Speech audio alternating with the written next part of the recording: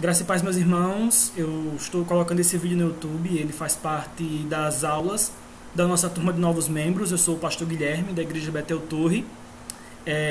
Para os irmãos da turma de novos membros, vocês estão vendo um cenário diferente aqui, com essas árvores, essas coisinhas aqui. É que eu estou no berçário da nossa igreja. Hoje é domingo, dia 5 de julho de 2020. E como prometido, estou gravando a aula para vocês. Essa é a nossa última aula da nossa primeira unidade. E da unidade Somos Reformados.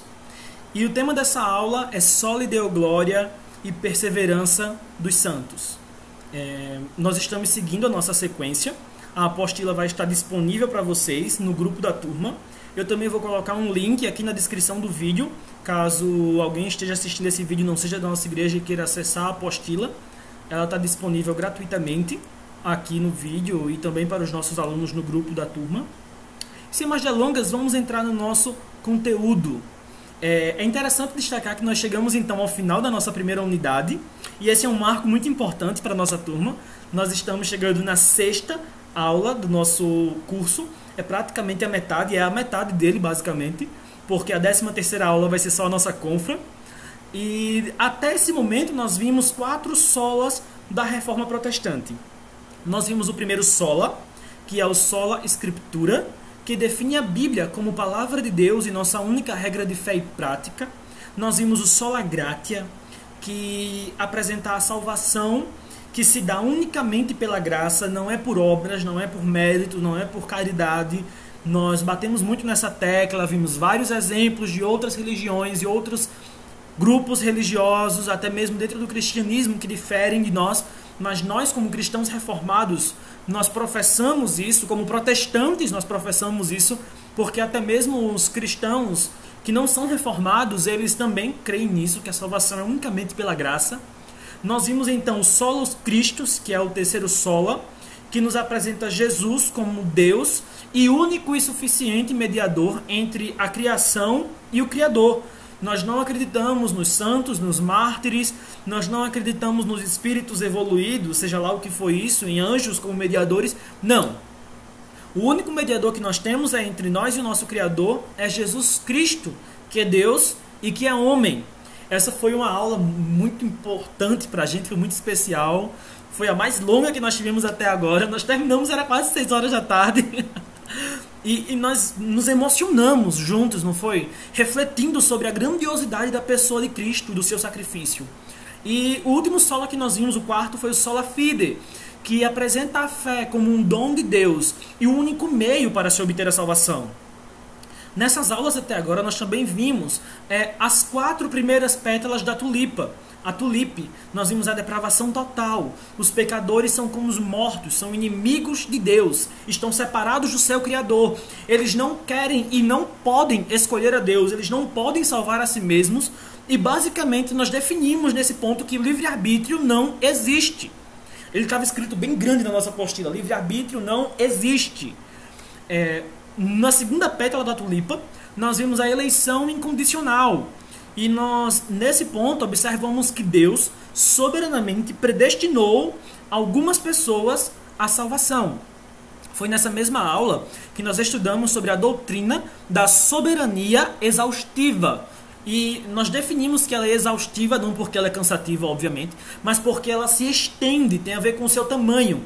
A soberania de Deus se estende sobre todas as áreas da criação, alcança todas as pessoas, todos os animais, tudo que existe, tudo que foi criado, está debaixo da soberania do nosso Deus. Coisas grandiosas como o movimento das galáxias e até coisas pequenas como o cair de um fio de cabelo da nossa cabeça, estão debaixo da soberania de Deus e acontecem dentro do seu controle soberano, dentro do seu decreto. A terceira pétala da tulipe que nós vimos foi a expiação limitada. E ela nos apresenta que Cristo morreu pelos eleitos. Ele não morreu pelo mundo todo, mas ele morreu pelos eleitos para garantir a salvação deles. Não é uma possibilidade, é uma certeza. É um ponto firme, é algo inquestionável. Jesus morreu pelos eleitos e todas as pessoas por quem ele morreu serão salvas. E aí surge a pergunta, como elas serão salvas? E nós respondemos isso na última aula, que foi sobre a graça irresistível. Elas serão salvas porque o Espírito Santo as atrairá até Deus de maneira irresistível. Os eleitos por quem Jesus morreu, eles serão chamados de maneira eficaz pelo Espírito Santo. A sua vontade será quebrada, eles serão vencidos. Haverá uma mudança de coração, uma mudança de vontade. E essas pessoas passarão a ser então filhos de Deus. Serão aquelas pessoas que irão responder: eis-me aqui, ao chamado do Senhor. Diferente dos réprobos, que são todas as outras pessoas que são ímpias, que não foram eleitas e que simplesmente não querem seguir a Deus, não querem obedecer o seu chamado. Então hoje, na nossa última aula desta unidade, antes que nós passemos para a unidade 2, nós iremos estudar o último ponto das doutrinas da graça e o último sola da Reforma Protestante, respectivamente, a doutrina da perseverança dos santos e a doutrina do soli deo gloria. E como já era de se esperar, ambas doutrinas estão perfeitamente relacionadas. Elas apontam para o fim de todas as coisas e a inevitável consumação, o caminho para o qual todos nós estamos seguindo. Se fôssemos colocar na forma de perguntas, e vocês sabem que eu gosto muito de usar esse método dialético com vocês, a diatribe, né? Eu faço perguntas, a gente responde. E infelizmente não poderemos fazer isso nesse vídeo, né? Mas a gente vai seguir aqui a linha. As duas perguntas que resumem esses dois temas como garantir que os eleitos serão realmente salvos? Como Deus faz isso? E isso sobre a doutrina da perseverança dos santos. E acerca da doutrina do soli deo gloria, a pergunta central que eu faria aqui seria: qual é o fim de todas as coisas? Qual é o propósito para todas as coisas? E sem mais delongas, vamos observar então o primeiro ponto do nosso estudo. O primeiro ponto do nosso estudo é: uma vez salvo, salvo para sempre. Deus guarda os seus eleitos. E o texto base que nós colocamos aqui é o texto de João, capítulo de número 39 até o versículo de número 40. E eu vou ter que fazer a leitura dos textos porque vocês não estão aqui para ler comigo. Gente, eu vou dizer uma coisa para vocês, viu? Pior do que fazer a aula por videochamada é fazer a aula gravada. Meu Deus do céu. Ainda bem que semana que vem a gente volta com os nossos encontros presenciais, se Deus quiser. O texto de João, capítulo número 6, versículo de número 39 ao 40. Diz assim a palavra do Senhor. Versículo número 39. E esta é a vontade daquele que me enviou. E esta é a vontade daquele que me enviou, que eu não perca nenhum dos que ele me deu, mas os ressuscite no último dia. Porque a vontade de meu Pai é que todo aquele que olhar para o Filho e nele crer tenha vida eterna. Esse é exatamente o texto que eu separei para que nós lêssemos nesse ponto. E ele resume bem a doutrina da perseverança dos santos. Essa é a vontade daquele que me enviou, que eu não perca nenhum dos que ele me deu, mas os ressuscite no último dia. Veja bem, quem está falando isso é Jesus Cristo. Que eu não perca. Quem? Nenhum daqueles que ele me deu. Mas faça o quê? Os ressuscite no último dia. Porque a vontade do meu Pai é que todo aquele que olhar para o Filho e nele crer tenha vida eterna. E eu ressuscitarei no último dia. Se fôssemos definir a doutrina da perseverança dos santos em uma única sentença, provavelmente seria essa: uma vez salvo, salvo para sempre. Parece estranho para quem não conhece ainda essa doutrina, mas é exatamente nisso que nós cremos. Aqueles que receberam a salvação do Senhor estão seguros eternamente em Cristo. Têm certeza de que permanecerão no caminho, porque essa certeza parte do próprio Deus. Veja bem, essa é a conclusão lógica de tudo aquilo que a gente estudou até agora. É a conclusão lógica de todos os outros pontos das doutrinas que nós vimos. Se nós cremos, então, que todas as pessoas são totalmente depravadas, que todos eles caíram e que cairiam quantas vezes pudessem cair, e que fugiriam de Deus quantas vezes pudessem fugir por causa do seu pecado, conforme o texto de Romanos, capítulo 3, vai nos apresentar que não há ninguém que faça o bem, não há ninguém que seja bom, não há ninguém que entenda, não há ninguém que busque a Deus. E todavia, mesmo sendo tão pecadores assim, inimigos de Deus, Deus de maneira soberana elegeu algumas pessoas para ser salvas. Se ele determinou isso, a pergunta que surge é: acaso o decreto de Deus pode falhar? Será que Deus pode determinar alguém para ser salvo, eleger alguém para ser salvo, predestinar alguém para ser salvo, e essa pessoa não ser salva? Será que isso pode acontecer? Nós cremos também que Deus enviou o seu Filho, Jesus, para morrer por esses eleitos e garantir a sua salvação. E agora vem a segunda pergunta: poderia o sangue de Cristo ter sido derramado em vão e alguém por quem ele morreu se perder? Será que isso seria possível? Jesus morreu, derramou o seu sangue, e com o seu sangue foi lá e comprou aquela pessoa. Mas aí nos 45 do segundo tempo, aquela pessoa tropeça, peca, morre atropelada em pecado, não se arrepende a tempo e vai para o inferno. E Jesus vai ficar no céu dizendo: poxa vida, velho, quase! Será que isso pode acontecer? Nós cremos, por fim, como nós vimos na última aula, que o Espírito Santo convence o pecador do pecado, da justiça e do juízo. É o Espírito de Deus que faz isso. Ele vence a vontade do homem pecador com o seu amor irresistível e o atrai até Deus. E agora eu faço o terceiro questionamento: pode ele, o Espírito Santo, perder e o homem prevalecer contra a sua vontade? Será que o Espírito Santo ia tentar chamar e a pessoa ia resistir ao ponto do Espírito Santo ficar frustrado, dizendo: nossa, velho, como eu queria que ele fosse salvo e não foi? Veja bem, se para qualquer uma dessas perguntas a resposta for sim, então o homem é soberano, não Deus. Agora, se a resposta para todas essas perguntas for não, se não, o decreto de Deus não pode falhar, e não, o sangue de Cristo não foi derramado em vão, e não, ninguém pode vencer o Espírito Santo, então é certo que o Senhor guardará os seus. Assim nós podemos crer na promessa que está em Romanos 8, 26 ao 39.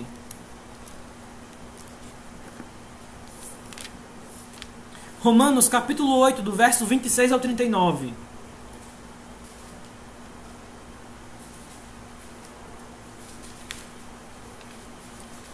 Diz assim a palavra do Senhor: da mesma forma, o Espírito nos ajuda em nossa fraqueza, pois não sabemos como orar, mas o próprio Espírito intercede por nós com gemidos inexprimíveis.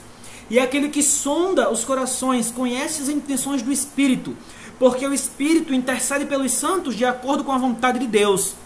Sabemos que Deus age em todas as coisas para o bem daqueles que o amam, dos que foram chamados de acordo com o seu propósito.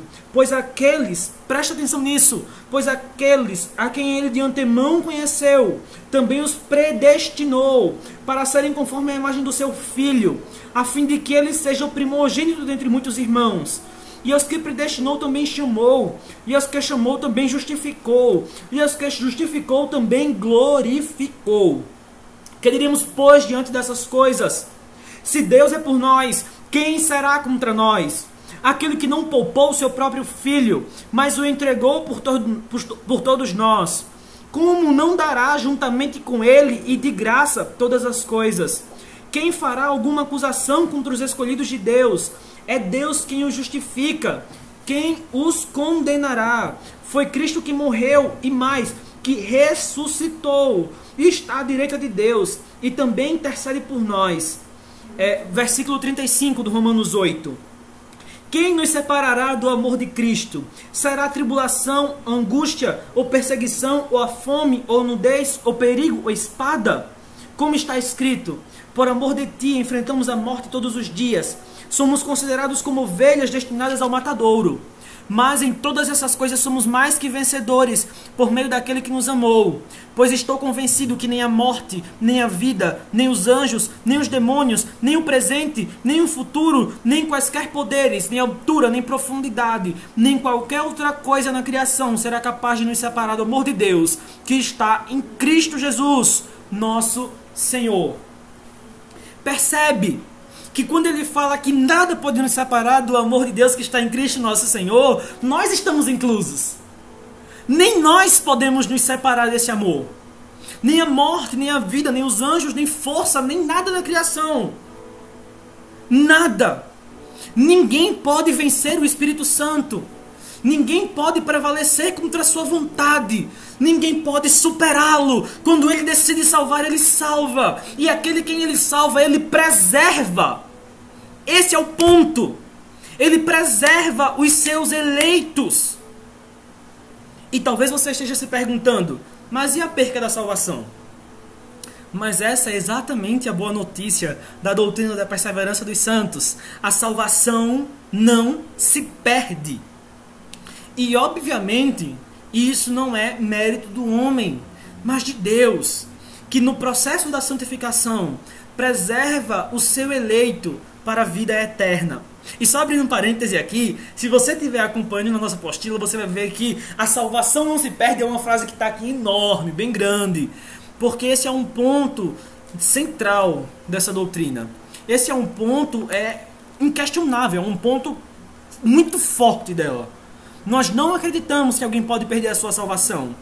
Por isso que eu falei que se nós fôssemos resumir ela, seria que uma vez salvo, salvo para sempre.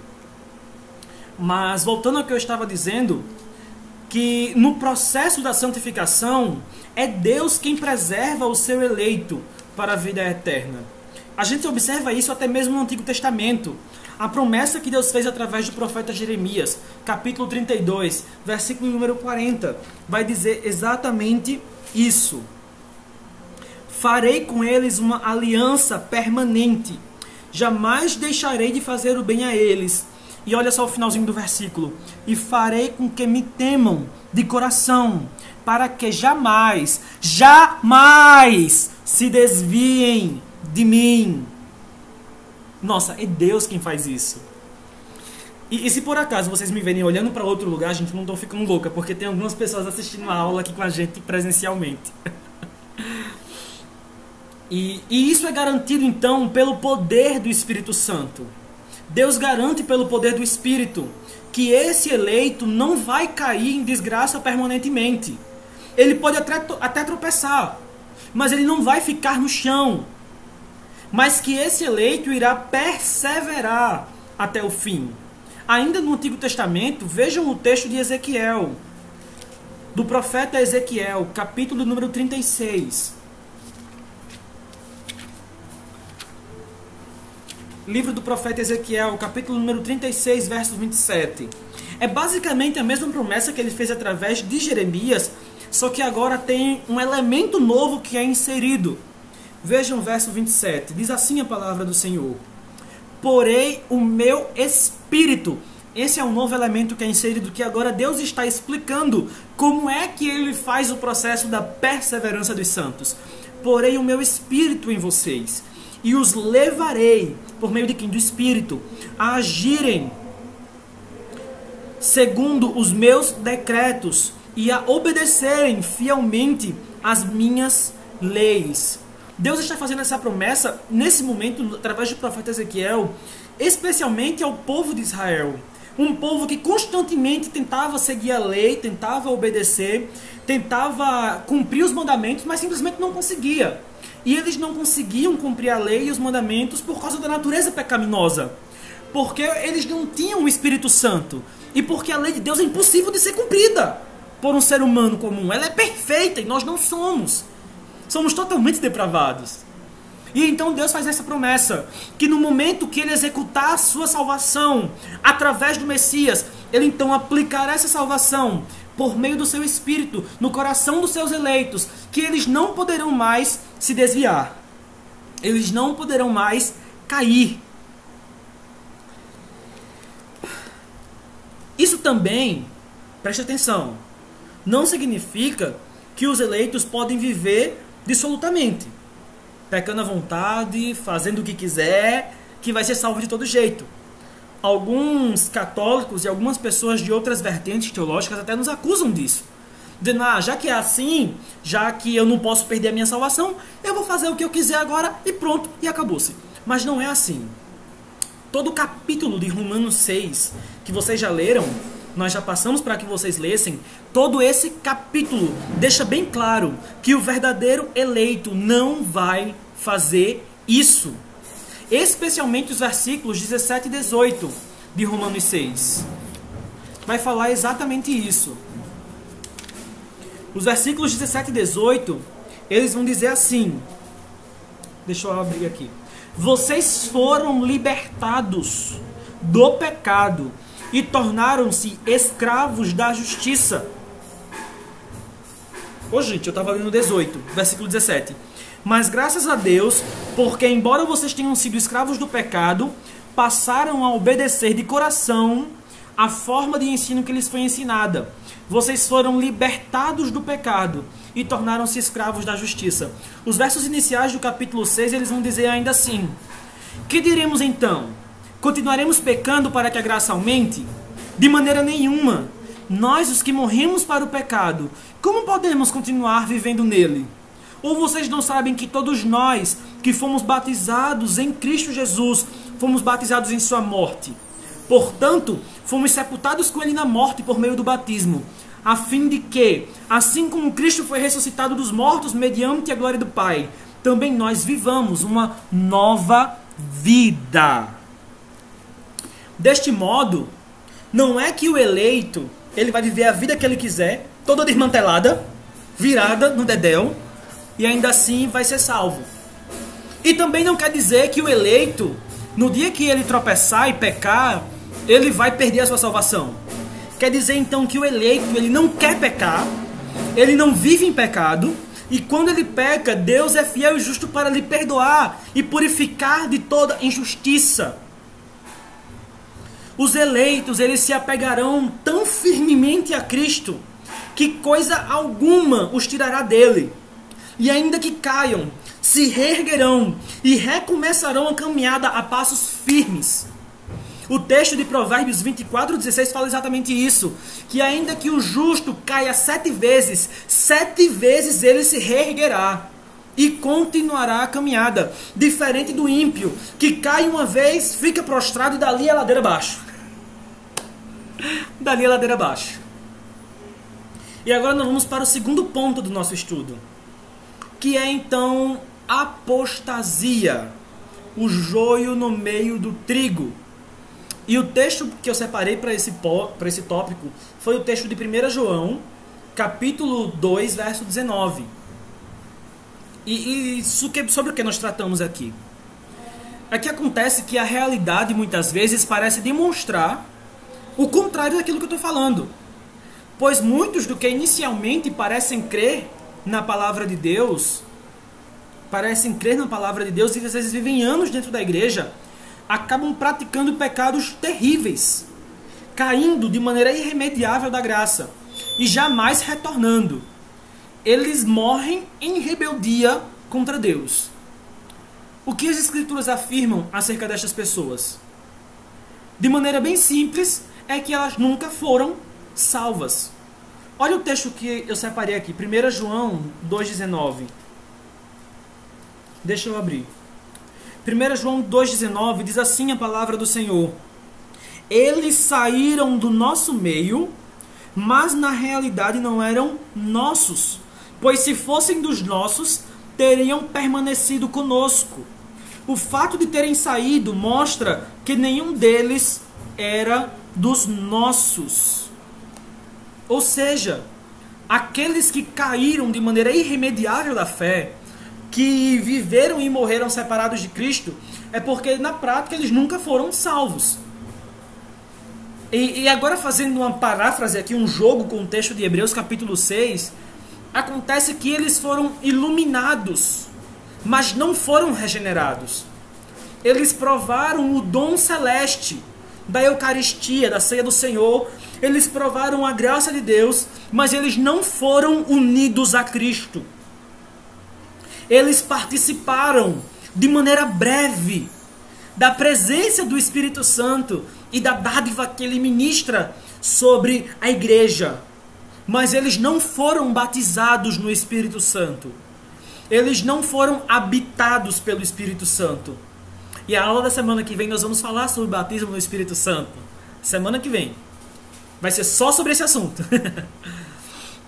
Eles experimentaram a bondade da palavra de Deus, mas eles não experimentaram o flagelo da palavra de Deus. Eles não foram feridos e santificados por meio dela, como Jesus fala na sua oração sacerdotal. Eles vislumbraram os poderes da era vindoura, como os fariseus também. Eles viram a Cristo e viram os seus milagres, mas ainda assim, como João fala no capítulo 1, eles amaram mais as trevas do que a luz, e por isso eles rejeitaram a Deus. Eles rejeitaram a Cristo e a sua revelação. Eles eram aqueles a quem Jesus chama no capítulo 17, no versículo 12, de filhos da perdição. O texto de Hebreus 6 ele vai falar de maneira bem extensa sobre isso. Inclusive, a atividade dessa semana, que eu vou falar no final da aula, é justamente assistir 2 sermões que tem no canal da nossa igreja sobre esse texto, que é um sermão sobre apostasia e um sobre perseverança dos santos. Eu vou falar mais na frente sobre eles. E quando eu falo sobre isso, a gente fica até um pouco assustado. Porque se uma pessoa pode estar na igreja, viver na igreja, tomar Santa Ceia, experimentar a iluminação do Espírito e tudo mais, e no final cair porque não eram crente, a gente fica, meu Deus, e agora? Como saberemos então, dentre aquelas pessoas que estão na igreja com a gente, quem é salvo de verdade e quem não é?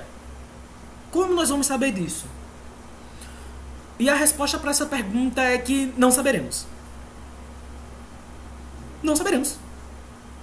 Jesus explica que no mesmo campo crescem o trigo bom e cresce o joio terrível, plantado nesse campo pelo inimigo da igreja, e que é apenas o próprio Cristo, no final de tudo, na consumação, ele vai poder separar um do outro.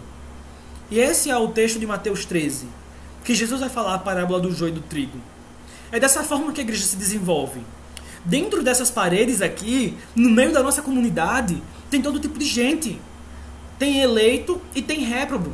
Tem aquelas pessoas que são salvas de todo o coração e amam Jesus com tudo que tem. E tem aquelas que usam máscaras e fingem ser salvas. E às vezes elas acham que são salvas, mas quando o nó aperta, elas caem. Elas rejeitam a Cristo. E elas nunca mais aparecem. Você deve conhecer alguém assim. Alguém que talvez tenha passado muito tempo com você na igreja, tenha servido no ministério com você, e no final ela caiu. E nunca mais voltou. E talvez ela já tenha até morrido, separada de Deus. E a gente fica, caramba, como isso acontece? Mas é isso. Elas nunca foram unidas a Cristo. Elas nunca foram batizadas no Espírito Santo por dentro, sabe? Nunca houve um transplante de coração nelas. Porque Deus é muito claro quando Ele fala que quando Ele faz isso, meu irmão, já era. Já foi. A gente tem no Antigo Testamento 2 exemplos muito interessantes. A gente tem o exemplo do rei Saul e o exemplo do rei Davi. E isso não está na nossa apostila. É um bônus aqui que eu estou trazendo para vocês para ilustrar esse ponto. O rei Saul, ele foi escolhido pelo povo para ser rei. Ele era alto, ele era forte, ele era bonito, e ele era um guerreiro muito bom, e o povo queria um rei guerreiro, numa época em que Deus havia dito que não era para o povo ter um rei, mas eles queriam porque queriam. Então Deus permitiu que Saul fosse ungido como rei, e por algum tempo Deus iluminou Saul com o seu Espírito Santo, ao ponto até de Saul profetizar em nome de Deus. E tinha até um ditado em Israel que era: está Saul também entre os profetas? Porém, Saul não era um eleito. Saul, ele não foi alguém que Deus elegeu para a salvação.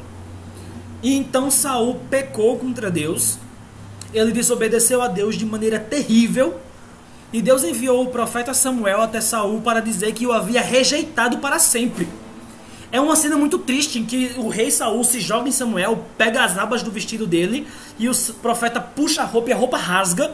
E quando a roupa rasga, Deus fala e diz: da mesma forma como essa roupa agora se rasgou, eu estou rasgando você da minha presença.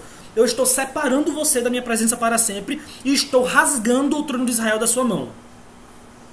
E é depois desse ponto que Deus ordena que Saul, ou que o profeta Samuel unja Davi como novo rei sobre Israel.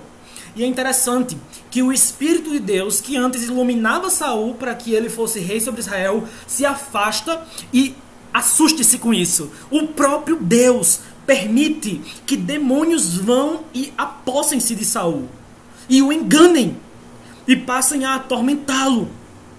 Então o Espírito de Deus agora sai e entram demônios na vida de Saul.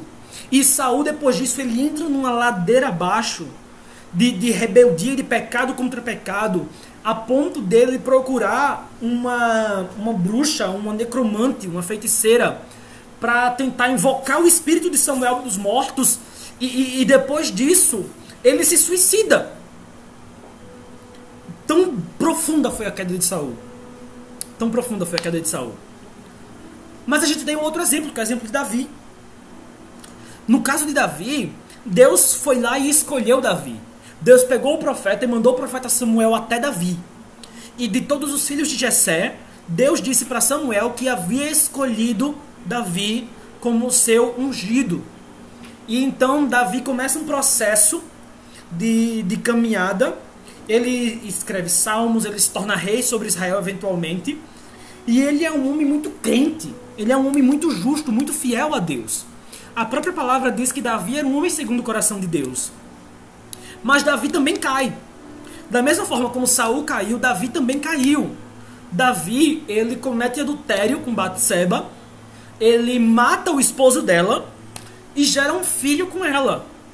É uma série de pecados tão terríveis que Davi comete, que a gente espera que a reação de Deus seja a mesma reação que Deus teve com Saul.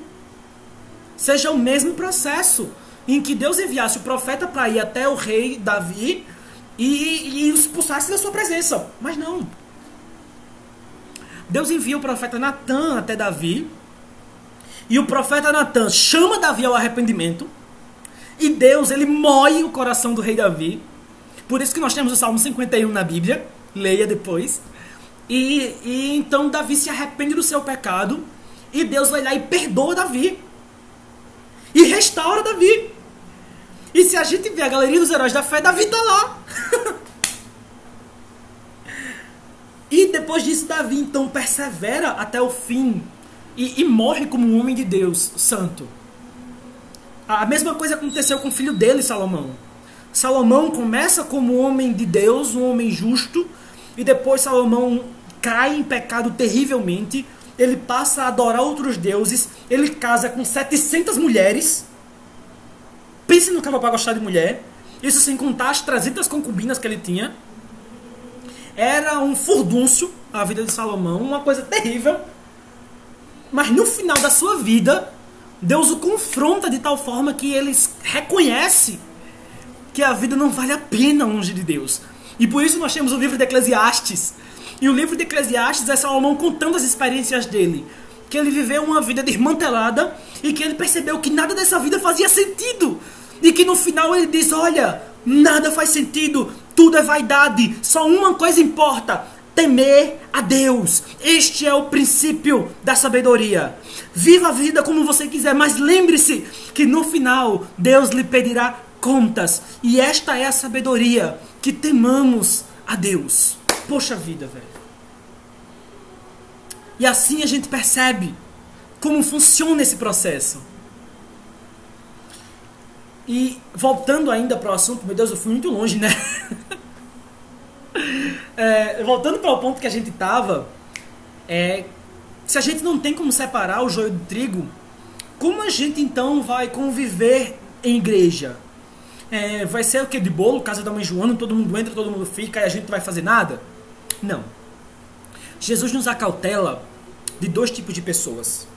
Os falsos mestres, a quem ele chama de lobos devoradores. Está lá em Mateus 7, do 15 ao 20. Eu não ia ler esse texto, mas eu vou ler porque sim. Eu vou ler porque sim. Mateus capítulo 7. Esse foi um texto que nós lemos na última aula. Nós analisamos um pouco ele na última aula. E agora a gente pode se debruçar sobre ele mais uma vez. Verso 15 ao 20. Diz assim a palavra do Senhor. Cuidado com os falsos profetas. Eles vêm a vocês vestidos de pele de ovelhas, mas por dentro são lobos devoradores. Vocês os reconhecerão por seus frutos. Pode alguém colher uvas de um espinheiro ou figos de ervas daninhas? Semelhantemente, toda árvore boa dá bons frutos, mas a árvore ruim dá frutos ruins. A árvore boa não pode dar frutos ruins, nem a árvore ruim dá frutos bons. Toda árvore que não produz bons frutos é cortada e lançada no fogo. Assim, pelos seus frutos, vocês os reconhecerão. Então veja que no versículo 15, Jesus vai dizer, tomem cuidado com esses falsos profetas. E no versículo número 20, ele vai dizer que pelos frutos vocês os reconhecerão. E o segundo grupo que Jesus vai tratar aqui, e esse texto eu não vou ler, mas é o grupo dos pecadores impenitentes. São aquelas pessoas que pecam, elas ferem a igreja, elas são confrontadas e elas não querem voltar atrás, elas não querem se arrepender do seu pecado. Ela vai dizer, eu sou assim, eu fiz isso mesmo e pronto, e acabou-se. E que por essas obras mais que eles cometem, eles demonstram quem eles realmente são. Tanto os falsos profetas como os impenitentes, essas pessoas devem ser expulsas do meio da igreja. Nossa, Guilherme, que coisa forte. A igreja pode expulsar alguém? Não só pode, meu irmão, como deve. 1 Coríntios, capítulo 5, Paulo tá bravo com o povo. Porque tinha um caba dormindo com a própria mãe. E a igreja estava fazendo vista grossa. E o pessoal de fora era desdenhando da igreja, dizendo que as baixarias que aconteciam lá dentro era pior que as coisas que aconteciam fora. Então Paulo escreve essa carta, brabo feito a moléstia dos cachorros. Aí no capítulo 4 e 5 ele desce a lenha do povo. E no final do capítulo 5 ele vai dizer assim, versículos 11 a 13. Mas agora eu estou lhes escrevendo que não devem associar-se com qualquer que, dizendo-se irmão, seja imoral, avarento, idólatra, caluniador, alcoólatra ou ladrão. Com tais pessoas, vocês nem devem comer. Pois, como haveriam de julgar os de fora da igreja, não devem vocês julgar os que estão de dentro? Deus julgará os de fora. Expulsem esse perverso do meio de vocês. Olha como Paulo é forte nessa frase. Tá achando que isso aqui é forte? Olha aí na sua Bíblia o texto, versículo número 5. Versículo número 4 e 5. Quando vocês estiverem reunidos em nome de nosso Senhor Jesus, estando eu com vocês em espírito, e estando presente também o poder do nosso Senhor Jesus, entreguem esse homem a Satanás, para que o corpo seja destruído e o seu espírito seja salvo no dia do Senhor. Olha, você pode se revoltar, mas se revolte com Paulo, não comigo. Com Paulo e não comigo. É isso que Paulo está falando. Porém, a gente não vai pegar esse povo e vai tratar como se fosse bicho. Mesmo estas pessoas, nós devemos pregar o evangelho e ter misericórdia. Porque não existe ninguém tão pecador que não possa ser alcançado pela misericórdia de Deus. Como nós também um dia fomos alcançados. E aqui eu coloco dois textos bem interessantes, que são textos que você já conhece. É o texto de Marcos 16, 15. Portanto, indo, pregai o evangelho a toda criatura. Jesus pregava tanto para a mulher samaritana de coração quebrantado, como ele também pregava para os fariseus que iriam rejeitá-lo. O mesmo ensino que Jesus trouxe para João, o discípulo amado, que deitava a cabeça no seu peito, foi o ensino que Jesus trouxe para Judas Iscariotes, que o iria trair. Isso mostra que o nosso amor, a nossa misericórdia, a nossa compaixão e a nossa pregação deve ser indistinta. Nós pregamos para todos. Às vezes, essa pior pessoa do mundo, essa pessoa mais safada do mundo, é aquela que vai se arrepender e vai voltar atrás. Sabe esse cara que eu falei na igreja de Corinto, que estava dormindo com a própria mãe, e que Paulo diz, expulsa esse cara da igreja, pelo amor de Deus? Lá no 2 Coríntios, Paulo vai dizer, ele já se arrependeu, gente. Ele mudou de vida, traz esse cara de volta, cuidem dele. É parte da família, já acabou. E o texto que eu trago aqui também é o texto de 1 Coríntios 15, versículos 1 a 10. Quando Paulo vai falar sobre o seu próprio testemunho. Ele vai dizer no capítulo 15 de 1 Coríntios, a partir do verso 3.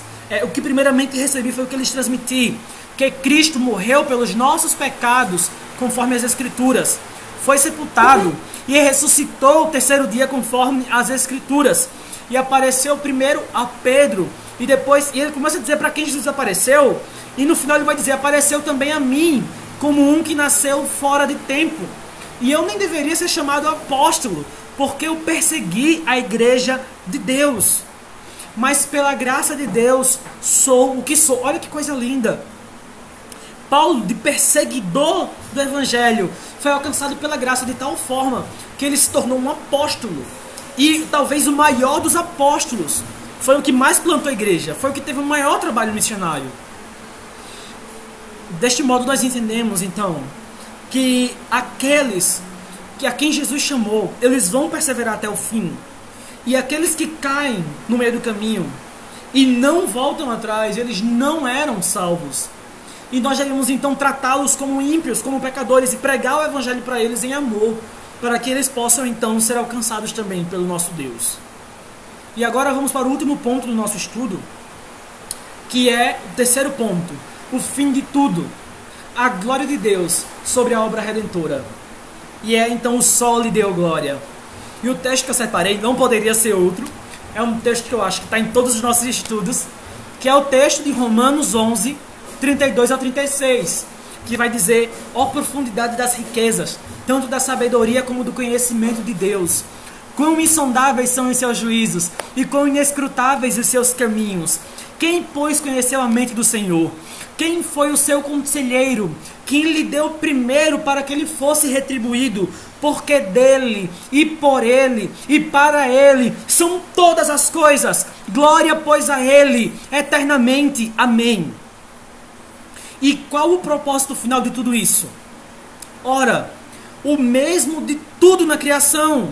Um propósito de Deus na salvação, na eleição, na justificação, no chamado eficaz, na preservação dos eleitos, na glorificação do último dia. O propósito de Deus na rejeição dos réprobos. O propósito de Deus em tudo isso é a sua glória. Absolutamente tudo no mundo é para a glória de Deus. Não algumas coisas, mas todas as coisas. A salvação e a condenação, os eleitos e os réprobos, os homens e as mulheres, os animais e as plantas, os planetas e as galáxias, cada molécula e cada átomo, tudo glorifica ao Deus que é bendito para todo sempre. Amém. O Salmo 19 vai falar isso nos versículos 1 e 2. Os céus proclamam a glória de Deus, e o firmamento as obras de suas mãos. Um dia fala outro dia, e uma noite fala outra noite. Não tem palavras e nem sons, mas ainda assim eles proclamam a obra do Criador. O texto de Romanos 9, que nós vimos de maneira tão destrinchada no estudo sobre eleição, ele vai falar justamente isso, que Deus, como supremo oleiro, do mesmo barro, ele faz vasos para honra e vasos para desonra. E nos dois tipos de vasos, ele manifesta os seus atributos, o seu caráter e a sua glória. Na salvação e na rejeição, no céu e no inferno, assim como na terra, nas nossas vidas e em todos os lugares, Deus é glorificado. Ele é glorificado em tudo. A doutrina do sol lhe deu glória consiste exatamente nisso. que Deus é glorificado sobre todas as coisas. E não apenas que Ele é glorificado, mas Ele é o único glorificado. Nem anjos, nem profetas e nem os mártires, nem Maria, nem Calvino, nem Lutero. Adoração, veneração, glorificação, tudo isso pertence ao nosso Deus. E Ele não a compartilha com nenhum outro. Porque Ele, e apenas Ele, é o Deus trino e é digno. O texto de Isaías 42:8 vai falar exatamente isso. Eu sou Deus e não há outro. Eu sou Deus e não darei a minha glória a ninguém. E não compartilharei ela com imagem alguma. E o texto de Apocalipse 5:12 foi o último que nós vimos na última aula, né? Foi até um pouco emocionante naquele momento. E esse texto vai falar: digno é o Cordeiro de honra, glória, louvor e exaltação. O próprio texto do Apocalipse 5 inteiro, ele é lindo. Ele aponta para a glória de Cristo, porque Ele foi o único que sendo Deus se fez homem e morreu e ressuscitou. E com o seu sangue comprou para Deus povos de todas as tribos, reinos, línguas e nações, e os fez reino e sacerdote para a glória do nosso Deus. Por isso que apenas Jesus Cristo é digno. E é por isso que nós louvamos somente a Deus. Nós cantamos sobre Ele e nunca de maneira nenhuma sobre nós mesmos. Nós centralizamos a Deus no nosso culto. Abra a sua Bíblia, o Salmo de número 96. O Salmo de número 96 vai falar exatamente isso, sobre como nós centralizamos a Deus no nosso culto. E por que nós fazemos isso? Esse é um salmo lindo. Eu me lembro que quando eu era criança, eu cantava esse salmo. Eu aprendi esse salmo quando eu era criança com a musiquinha e a gente ficava cantando ele. E esse salmo diz exatamente assim. Deixa eu achar aqui. Cantem ao Senhor um novo cântico. Cantem ao Senhor todos os habitantes da terra. Cantem ao Senhor, bendigam o seu nome. Cada dia proclamem a sua salvação. Anunciem a sua glória entre as nações. Entre todos os povos as suas maravilhas. Porque o Senhor é grande e digno de todo louvor, mais temível do que todos os deuses. Veja o verso 5. Todos os deuses das nações não passam de ídolos, mas o Senhor, e aqui Senhor está em caixa alta, mas Yahvé fez os céus, majestade e esplendor. Nas versões mais antigas vai dizer glória e majestade estão diante dele. Poder e dignidade, ou força e formosura no seu santuário. Versículo 7. Deem ao Senhor, ó famílias das nações, deem ao Senhor glória e força. Deem ao Senhor a glória devida ao seu nome, e entrem nos seus átrios, trazendo ofertas. Adorem o Senhor no esplendor da sua santidade. Tremam diante dele todos os habitantes da terra. Que coisa linda! É por isso que nós centralizamos o Senhor no nosso culto. É por isso que nós rendemos glórias apenas a Ele. Porque os deuses deste mundo não passam de ídolos, mas o Senhor fez os céus e a terra. Glória e majestade estão diante dele. Força e formosura no seu santuário. E é por isso também que nós centralizamos as nossas orações em Deus e não em nós mesmos. Nem nos anjos, nem nos mártires, nem em Nossa Senhora, ou seja lá quem for. Porque foi isso que Jesus nos ensinou em Mateus 6,13. Ele disse em Mateus 6,13 exatamente assim: porque teu é o reino, o poder e a glória, para todo sempre. Amém. E é por isso que nós centralizamos no Senhor as nossas vidas. 1 Coríntios 10:31 vai falar isso. Portanto, quer comais, quer bebais, quer façais qualquer outra coisa, façam tudo para a glória de Deus, nele, por Ele e para Ele. Fechando aqui o nosso estudo, né? Dessa forma nós concluímos a unidade 1 da nossa turma de novos membros. Reconhecendo assim, meus irmãos, que a glória e a certeza da nossa salvação estão depositadas em Deus e não em nós. Não é por obras, não depende de nós. nem 1 centímetro sequer, nem 1% sequer. Ao Senhor pertence a salvação. Vimos isso no nosso primeiro estudo. Ao Senhor pertence a salvação. É Deus quem guarda a nossa salvação e não nós. O Pai a planejou, o Filho realizou e o Espírito Santo a aplicou. E os três juntos a garantem e também a sustêm. Isso está lá no livro de Tito. Não está na sua apostila, mas eu estou jogando para você agora. Tito, capítulo número 3, os versículos, a partir do versículo 3 até, se não me engano, o versículo número 8, ele vai falar exatamente isso. A Trindade se move para garantir e certificar a nossa salvação. Ele nos fez, somos dele. Vivamos então uma vida para a sua glória. E aqui eu encerro com 2 textos que eu achei muito belos.